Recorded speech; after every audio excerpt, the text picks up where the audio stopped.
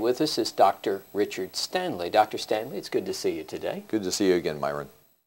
Today we're going to talk about cosmetic dentistry. When I think of cosmetic dentistry, the first thing that comes to my mind are the television shows that we see today on the total makeovers, the extreme makeovers, Right. I think they call them. Is this the type of thing that happens when you come to the Smile Center? Yes, it is. I think that's a great question because that's a question a lot of people have now. Certainly the things that they do on those shows are very representative of what we can do in cosmetic dentistry, but they don't include all of the things that we can do. With those shows, they're focused on trying to give somebody a nice smile and usually do it fairly quickly. They're doing some things like implants and veneers, which are pretty much standard of care in contemporary cosmetic dentistry. And those are things that we do on a daily basis. But we tie that in with some other elements of things that have to do with head and neck pain and TMJ problems. So we can provide dentistry that not only looks good and do that fairly quickly, but also something that's going to last them a lifetime, which is something they don't have time to really get into on a show like that. But that's a major part of an extreme makeover, is providing something that is going to be healthy for their head and their jaws and their muscles, and something that's going to last a lifetime for them.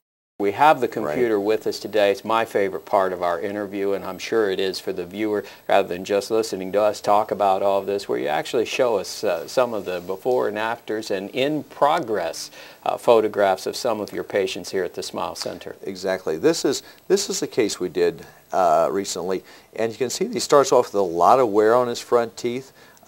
Big spaces between his front teeth. He has some missing teeth over here. And this is one where we did all 28 teeth at one time.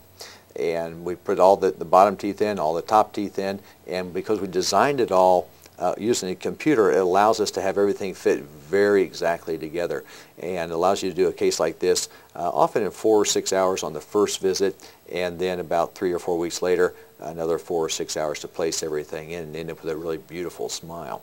And you can see in this other picture here, when we talk about the things that make a smile look beautiful, the height to width ratios of all these teeth, and this diminution of size as it goes to the back, this decreasing height as it goes to the back, these are all the little things that make teeth look pretty.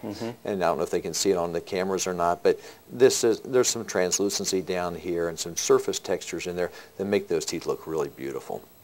And if you put that next to most people's natural teeth, you can really see the difference between what they've accumulated over the course of a lifetime and what we're able to create. Another case here, again, we're looking at smiles where we have large spaces between the front teeth frequently, and we can go in and close those spaces up without doing orthodontics and really develop some very beautiful smiles. And there's a number of little tricks that have been developed in the recent years that allow us to refine the shape along the gum line, recontour the roots, and so that we don't end up with very wide, square-looking teeth. Is this primarily an example of bonding onto this tooth here to end up with this? Well, these are porcelain veneers, and they are bonded to the tooth. But generally when people talk about bonding, they're talking about a procedure that's done chair-side with a sort of a resin paste that you just apply to the tooth.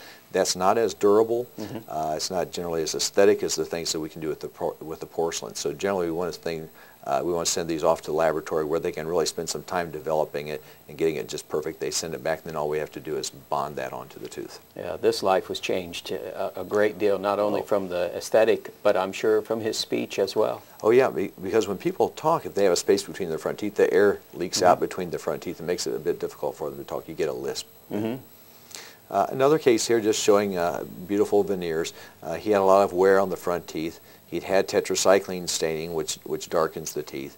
And although he'd done quite a bit of bleaching to change the color, they still had that underlying tetracycline color to them. So in his case, I believe we did 10 veneers on the top and 10 veneers on the bottom down there. Again, when we talk about cosmetic dentistry, we're talking about making things look nice, like we can see down here. These are teeth that had old amalgam restorations, fillings in them, if you will, that have mercury and silver in them. And they tend to expand over time, and they tend to leak quite a bit. And that's very typical of what we see in these teeth that have metal fillings in them. They're really not a good restoration for the teeth because they tend to split the teeth. Generally, we will take those out of the tooth, which is very easy to do, and then go in there and replace it with a bonded porcelain restoration that restores the strength and gives you the integrity of that tooth again, so that hopefully it will last them a lifetime. But generally, we would like to take those out anytime we see them and replace them with something that's not only more aesthetic, but also makes the tooth strong again. If you think about this tooth with a metal filling in it, From a strength standpoint, you might as well stuff a dish rag down in there. It does nothing to make the tooth strong because it doesn't bond to the tooth, it just sits in the hole. The bonded restorations restore the integrity of that tooth again. Of course, we always have the issue of discolored teeth. Again, this is the tetracycline staining, and we can go in there and do some bleaching. There's a number of techniques that are available now for doing what we call deep bleaching or power bleaching of teeth. In this case, they've bleached the top teeth and not the bottom teeth, just to show how dramatic of a change you can have there. That is dramatic. Now, are you using a tray for the bleaching on this particular procedure? On these, typically we'll use both a tray and an in-office system, and that allows us to attack it kind of two different ways.